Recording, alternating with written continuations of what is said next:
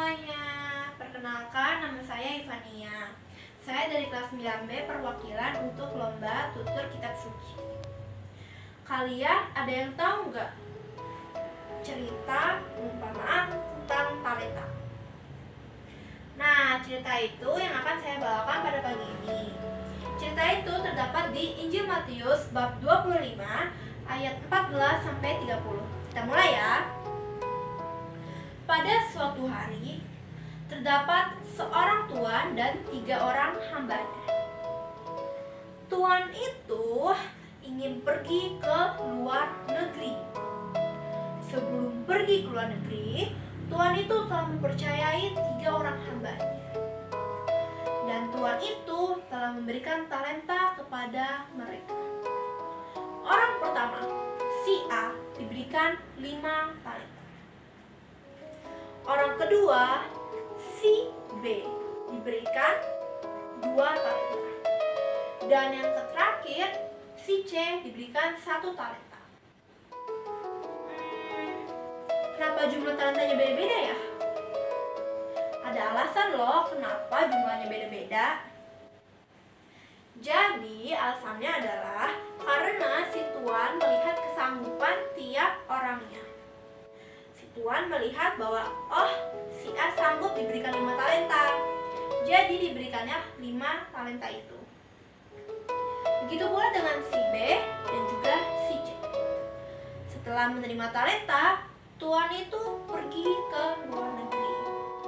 Dan seluruh hambanya mulai berangkat untuk melaksanakan talentanya.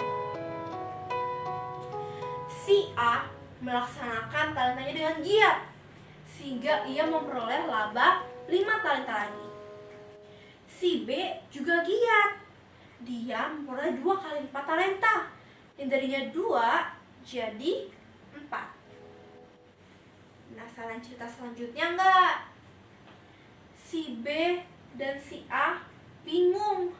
Mereka mencari keberadaan si C. Kamu lihat si C enggak? Kok nggak ada ya? Oh iya ya, kok nggak ada ya? Setelah itu mereka menemukan keberadaan si C. Itu tuh, samperin yuk. Yuk.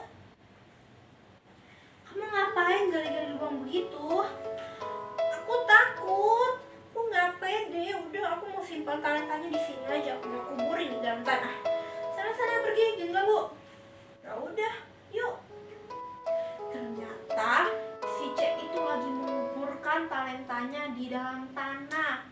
Dia menggali lubangnya dan menaruh talentanya di situ. Dia takut dengan talenta yang tuannya berikan kepadanya. Setelah sekian lama, tuannya itu datang kembali untuk mengecek hamba-hambanya. Hai A, gimana dengan talenta yang kuberikan kepadamu? Tuan, 5 talenta Tuhan percayakan kepadaku. Lihat, aku telah memperoleh 5 talenta itu. Wah, baik sekali perbuatanmu itu.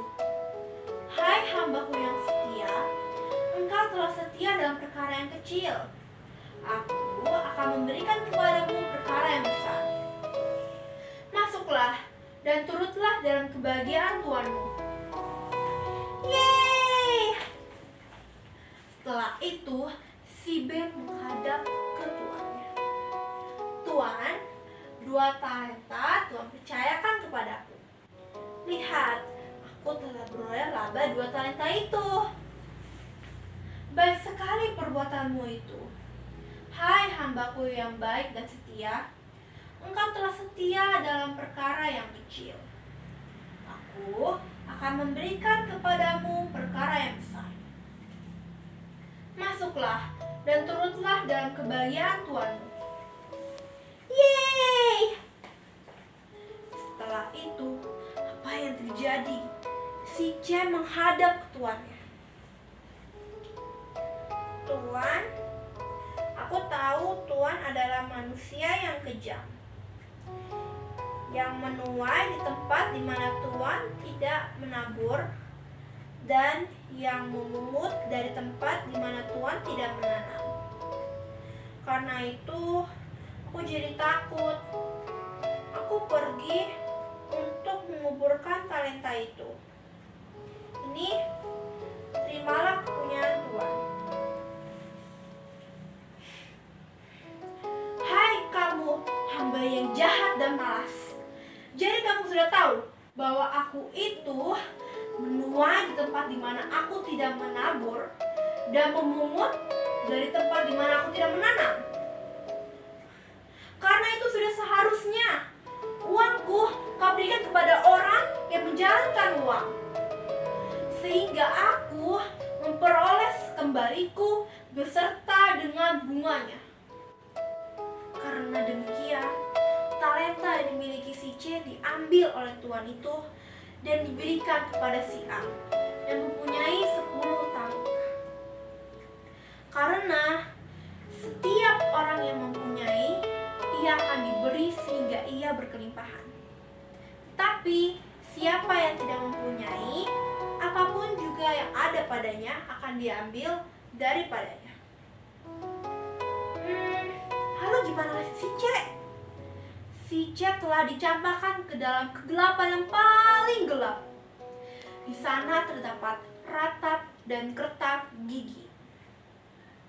Pelajaran yang dapat kita ambil dari perumpamaan ini adalah kita harus mengembangkan talenta yang Tuhan berikan kepada kita. Karena Tuhan tahu kesanggupan kita.